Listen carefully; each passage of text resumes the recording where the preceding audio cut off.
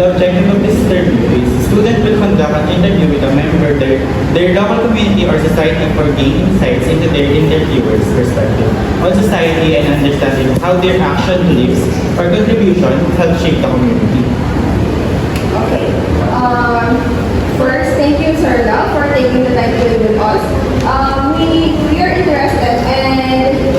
are interested in learning about your perspective on society and your role to play in shaping the community. But first, can you describe your role or position in society and how you contribute to the community? Okay, my role. Yeah. Okay, it's very obvious that I am a teacher, and I believe that my role in the society is not just to impart knowledge, to instill knowledge among students, but to also open the minds, not just about the particular topics that we can find on books, but also the particular lessons that we can also apply in real life scenarios. Kasi there are tendencies, yung mga bata are very close-minded, and I think it's very important that we open their minds on the critical issues, okay, and the different aspects of learning that they have to learn. Follow-up questions lang po. Is it hard being a teacher in this society, in this generation? Why and why? I think that depends on the teacher. As for me, it's not really that hard because when you learn how to get along with students, it will be very easy for you to teach them. Kasi it's a case-to-case basis. Thank you for your insightful answers, sir, and your dedication in teaching. And now, what do you believe are the most important values or principles that guide your action in society? The most important principle, I think it's the principle of, as I've said in my previous interview, it's the principle of understanding. Kasi understanding that we are diverse, we are all different, and by knowing this, we will be able to form a healthier community. Thank you for your wonderful question, sir. And now, how do you see the current state of society, and what challenges do you think you face as a community? Challenges, I think the challenges not just in a specific community but among the youth. Okay, that the youth and the challenge or the particular challenge that the youths are facing today is it's not already about education. Kasi the education is there, it's already free. Okay, the problem now is they take education for granted. They don't see education as something that is necessary. They think that education is not something to give importance on. Okay, there are students, as in my 2 years of teaching, even if it's free, hindi nila sineseryoso yung education because they find it really like parang nilalaro na. I think that is the problem now, not just in a specific community but also among the youth. That is a very insightful answer, Sir Love. And in your opinion, how can individual make a meaningful impact on society? How can an individual make a meaningful impact? I think it's, as I said, this is related to my previous answer to the previous question. It's educating ourselves. That is one of the important thing that we can contribute to our society, because if we keep ourselves educated on the things that truly matters, then, as I said, a healthier community will rise. Can you share an example of a contribution you've made that you feel helped shape the community? Contribution that I have made that help shape the community.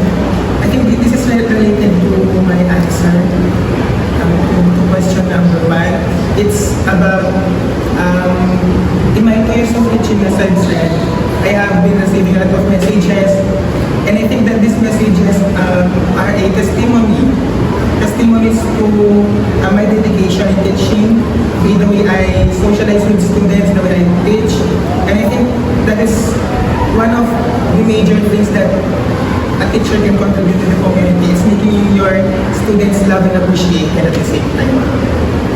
But there should always be a boundary or a limit in between.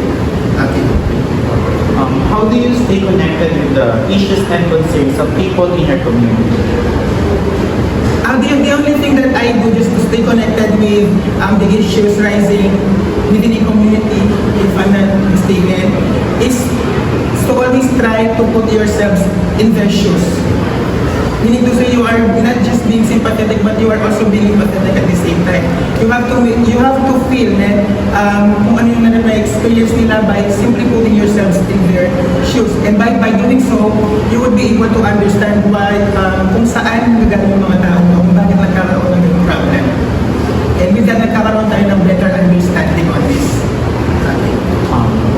What advice would you give to your younger generation about their role in society? I think you have to broaden your understanding.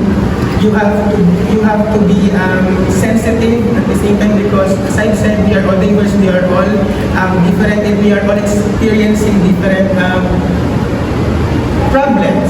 Okay, and by being open-minded and sensitive, as I said, hindi lang tayo magkakaroon ng healthier society, but magkakaroon tayo ng deep understanding kung saan nagmula yung mga tao mo. Let's say, for example, in one of the social networking sites on TikTok, I watched a video telling na kung nag-open forum doon sila, okay sila.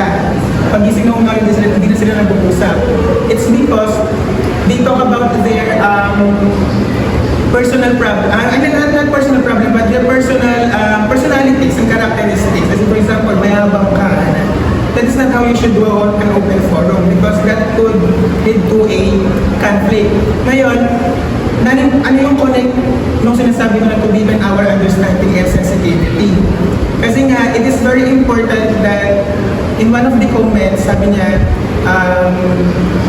sabi dito, yung open forum daw should start with the family background. And I believe na yun talaga yung best thing to do para maintindihan natin yung isa't isa. It's about knowing kung saan nagmumula yung tao, kung yung pinanggalingan niya, and with that, maiintindihan natin kung bakit siya ganito, kung bakit siya ganyan.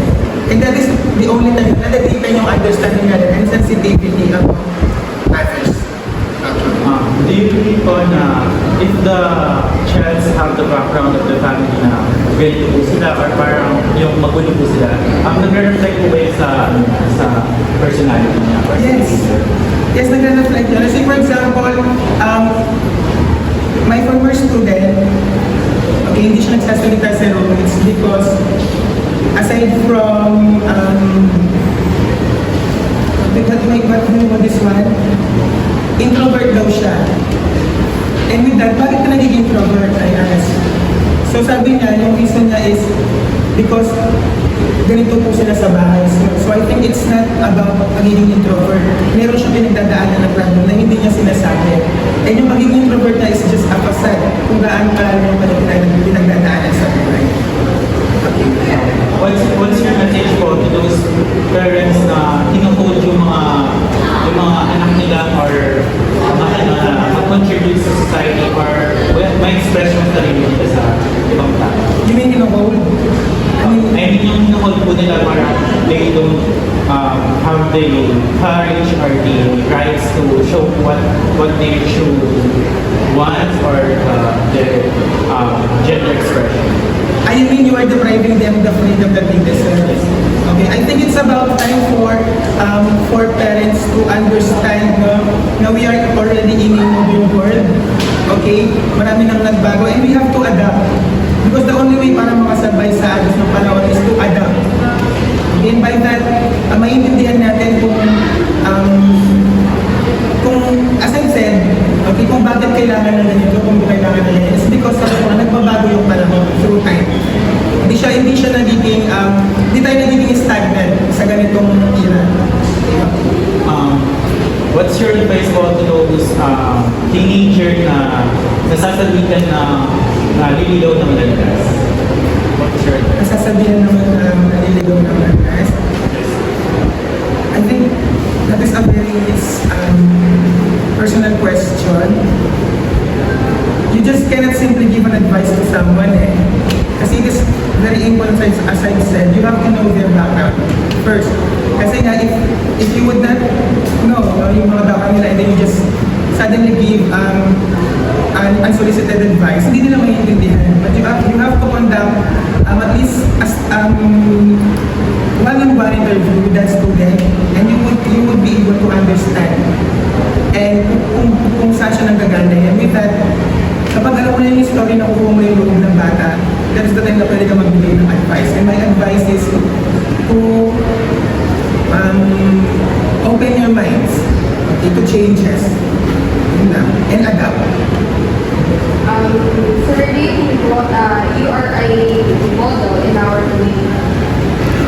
Oh, that is a tough question.